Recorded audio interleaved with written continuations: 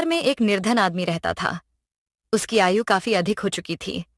मजदूरी करके वह अपने परिवार का निर्वाह करता था। उसके परिवार में उसकी पत्नी और 2 कन्याएं थीं, जिनकी विवाह योग्य आयु हो चुकी थी। बूढ़े आदमी की आर्थिक स्थिति इतनी दयनीय थी कि उसे अपनी पुत्रियों के विवाह की अत्यंत चिंता थी। कभी कभी तो भूखे ही सोने की नौबत आ जाती थी। अब वृद्ध आदमी दिन भर नगर में घूम घूम कर भिक्षा मांगता था, लेकिन उसकी वृद्धावस्था के कारण अधिक घूमना कठिन था। परंतु विवाह के लिए दहेज और अन्य खर्चों के लिए धन कहाँ से आएगा, यही चिंता उसे खाई जाती थी। इस वर्ष हरिद्वार में कुंभ का मेला लगा हुआ था। पूरे हरिद्वार में साधु संतों और भक्तों की भीड़ उमड़ पड़ी थी। लोग दूर दूर से गंगा स्नान करने आ रहे थे। पूरा नगर सजावट से जगमगा उठा था, परंतु उस निर्धन आदमी के घर में वही उदासी छाई हुई थी। कुंभ मेले के पहले दिन वृद्ध आदमी को आशा की किरण दिखाई दी कि नगर में आए भक्तों और श्रद्धालुओं से अच्छी भिक्षा मिल जाएगी। यही सोचकर वह वृद्ध आदमी अपनी झोपड़ी से निकला। उसके वृद्ध शरीर में अधिक हिम्मत नहीं थी, फिर भी वह चलता जा रहा था। पूरे हरिद्वार में कुंभ मेले की चहल पहल फैली हुई थी। दूर दूर से आए भक्त गंगा स्नान कर रहे थे और साधु संतों को प्रणाम कर रहे थे। पूरा वातावरण भक्ति में डूबा हुआ था। वृद्ध आदमी भी घूम घूम कर भिक्षा मांगने लगा। जब तक उसकी टांगें थक नहीं गईं, वह घूमता ही रहा। घूम घूम कर भिक्षा मांगने लगा। दिन ढल जाने पर वह घर की ओर चल पड़ा। रास्ते में थकावट के कारण उसने सोचा कि कुछ देर बैठकर आराम कर लूं। अंधेरा हो चुका था। वह सड़क के किनारे एक जगह बैठ गया और अपने पास इकट्ठे हुए पैसों को गिनने लगा। उसने देखा कि उसके पास कुछ ही सिक्के थे। भिक्षा ज्यादा नहीं मिली थी, परंतु संतोष था कि आज उसके परिवार को भूखा नहीं सोना पड़ेगा। लेकिन उसकी पुत्रियों के विवाह की चिंता मन में बनी रही। वह उदास मन से बैठा हुआ था कि तभी उसे अपने हाथ के पास कुछ नरम चीज का स्पर्श महसूस हुआ। वृद्ध आदमी डर गया। उसे लगा कि अंधेरे में शायद कोई सांप हो सकता है। ध्यान से देखा तो वहां मखमल की एक थैली पड़ी हुई थी। कुछ डरते हुए उसने वह थैली उठा ली और खोली तो उसमें सोने की अशर्फियां थीं। अशर्फियां देखते ही उसकी सारी थकान और भूख प्यास गायब हो गई। उसकी आंखों में चमक आ गई। इतना धन तो उसने अपनी पूरी जिंदगी में कभी नहीं देखा था। वह सोचने लगा कि मैं कितना भाग्यशाली हूं कि बैठे बिठाए यह सिक्के मेरे हाथ में आ गए। यह धन जब मैं अपने परिवार को दूंगा तो वे कितने खुश हो जाएंगे। उसी वक्त उसके मन में एक और विचार आया कि यह संपत्ति मेरी नहीं है, बल्कि किसी का खोया हुआ धन है। कुंभ मेले में आए किसी व्यक्ति का हो सकता है। मुझे पहले इस धन के असली मालिक को खोजना चाहिए। अगर मेरी पूरी कोशिश के बाद भी इस धन का सही स्वामी नहीं मिलता है, तभी यह मेरा हो सकता है। परंतु तत्क्षण उसने सोचा कि मेरे घर में 2 युवतियां हैं। उनके विवाह के लिए यदि मैं यह धन रख लूं तो अच्छा होगा। फिर उसे लगा कि असली मालिक को ढूंढना बेहद कठिन कार्य है। इससे बेहतर है कि मैं यह थैली वापस इसी स्थान पर रख दूं। इसी उधेड़बुन में वह विचार मग्न था कि उसे महसूस हुआ कि उसकी हड्डियां चूर चूर हो रही हैं। एक और मन में विचार आता कि धन अपने पास ही रख लूं, यह तो भगवान का आशीर्वाद है। दूसरी ओर यह विचार आता कि धैर्य रखो और ऐसा पाप मत करो, यह किसी और की अमानत है। अंततः वृद्ध आदमी ने निर्णय लिया, वह धन के असली स्वामी के मिलने तक यह थैली अपने घर में किसी सुरक्षित स्थान पर छुपाकर रखेगा। अंधेरे में वह चुपचाप घर में दाखिल हुआ तो उसकी पत्नी ने उसे देख लिया। पत्नी को कुछ संदेह हुआ। उसने पूछा, तुम कब आए और क्या लाए हो? वृद्ध आदमी ने कहा, कुछ नहीं लाया। वह थैली मिलने की बात छुपाना चाहता था।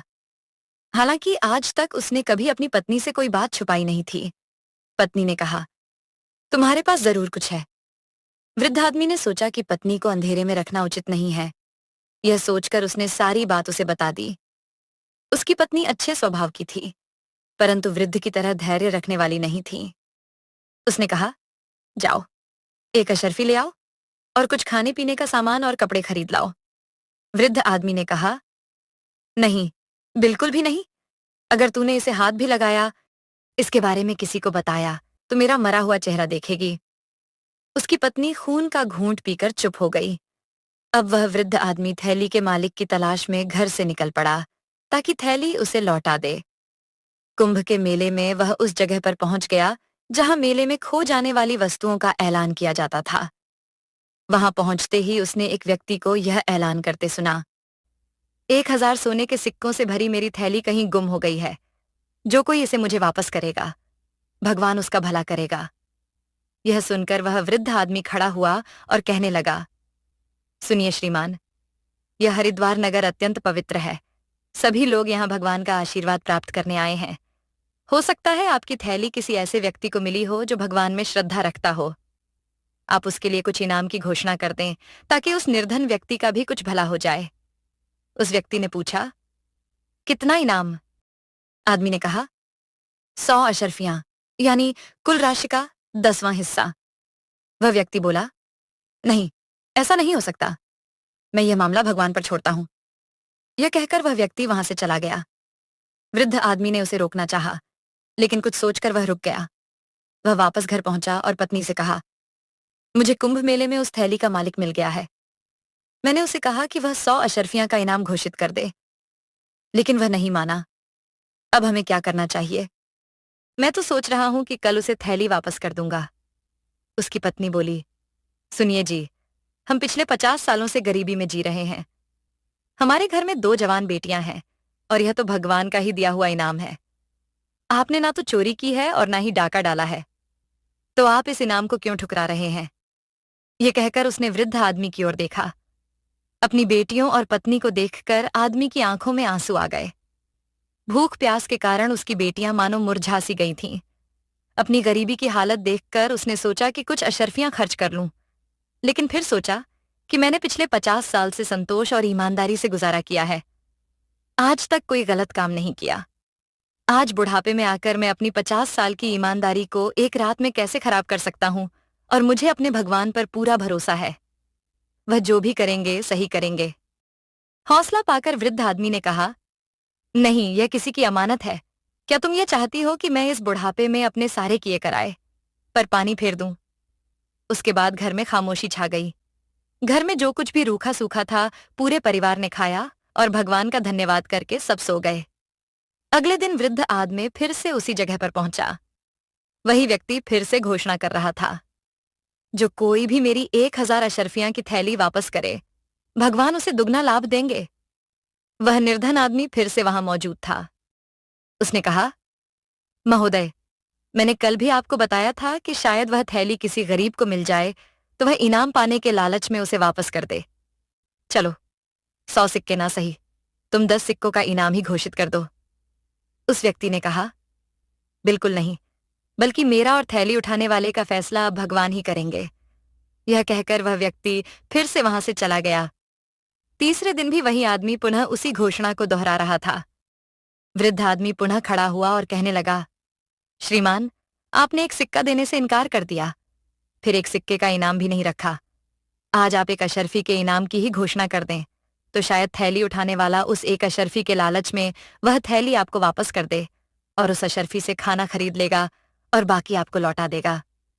वह व्यक्ति बोला नहीं, बल्कि मैं यह मामला भगवान पर छोड़ता हूं। वृद्ध आदमी की आखिरी उम्मीद भी खत्म हो चुकी थी।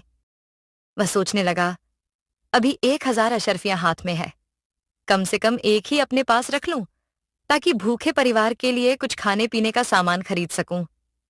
परंतु फिर उसके विवेक ने उसे झकझोर, अपने 50 साल की ईमानदारी को एक अशर्फी के लिए छोड़ देना घाटे का सौदा है। मैं भगवान को क्या मुंह दिखाऊंगा? यह सोचकर वृद्ध आदमी ने उस आदमी से कहा, आओ मेरे पीछे चलो, मैं तुम्हें तुम्हारी थैली वापस कर देता हूं। यह सुनकर वह आदमी बड़ा खुश हुआ और वृद्ध के पीछे पीछे चल दिया। घर पहुंचे तो वह उसे अंदर ले गया। घर में कोई बिछौना नहीं था, इसीलिए उस आदमी को जमीन पर ही बैठना पड़ा। जब वह बैठ गया तो आदमी ने एक थैली लाकर दी और पूछा, क्या यही तुम्हारी थैली है? आदमी ने कहा, हाँ। फिर उसने सिक्कों की गिनती की और पूरे 1,000 थे। आदमी की पत्नी और बेटियां यह सारा दृश्य देख रही थीं, मानो उनकी उम्मीद खत्म हो चुकी थी। आदमी ने वह थैली संभाली और वापस चल दिया। यह देखकर पत्नी की आंखों में आंसू आ गए। उसने उम्मीद का जो दीपक जला रखा था वह हवा के एक झोंके से बुझ गया। उसकी बेटियां भी बहुत दुखी थीं। उन्हें उम्मीद थी कि वह आदमी एक सिक्का तो इनाम के तौर पर जरूर देगा। कुछ क्षणों के बाद वृद्ध आदमी ने कुछ आहट सुनी। नजर उठाकर देखा कि वह नौजवान वापस चला आ रहा था। अब वृद्ध की जगह पर अगर कोई और होता तो शायद उस आदमी से बेरुखी से बात करता, क्योंकि उस आदमी ने इस भूखे परिवार को देखकर भी एक सिक्का तक नहीं दिया था। लेकिन वृद्ध बड़ा ही हौसले वाला था। तुरंत बोला, आओ बेटे, कैसे आना हुआ? वह नौजवान बोला, हे ब्राह्मण, जब मेरे पिता की मृत्यु हुई थी तो उनकी वसीयत से मुझे 10,000 अशर्फियां मिली थीं। उन्होंने वसीयत में लिखा था कि बेटे, जब भी कुंभ के मेले में जाओ तो 1,000 सिक्के उस आदमी को देना जो सबसे गरीब हो। मैं जब से अपने नगर से चला हूं तब से लेकर हरिद्वार पहुंचने तक मुझे तुमसे ज्यादा गरीब कोई नहीं मिला, इसीलिए यह 1,000 सिक्कों की थैली अब तुम ही रखो। ईश्वर से प्रार्थना है कि यह थैली तुम्हारे लिए बहुत ही बरकत वाली होगी। आदमी ने पहले तो थैली रखने से मना कर दिया, परंतु उस आदमी ने कहा कि यह मेरी तरफ से एक बूढ़े आदमी को भिक्षा है। आखिरकार आदमी ने वह थैली स्वीकार कर ली और वह आदमी वापस लौट गया। थैली स्वीकार करने के बाद आदमी की आंखों से आंसुओं की झड़ी लग गई। उसने रोते हुए अपनी पत्नी से कहा, देखो भाग्यवान, आज भगवान ने हमारी झोली भर दी। अगर मेरे मन में बेईमानी आ जाती और कुछ सिक्के निकाल लेता तो आज यह 1,000 सिक्के हमें ना मिलते। वह पूरा परिवार भगवान का लाख लाख धन्यवाद करने लगा। अब आदमी को इतना धन मिल चुका था कि उसने अपनी बेटियों की शादी कर दी और एक सुखमय जीवन बिताने लगा। तो दोस्तों, यह थी आज की कहानी। कहानी यहीं खत्म होती है। कहानी कैसी लगी कमेंट करके जरूर बताइएगा। चैनल पर नए हैं तो चैनल को सब्सक्राइब करना बिल्कुल भी मत भूलिएगा। मिलते हैं अगले वीडियो में, तब तक के लिए राधे राधे।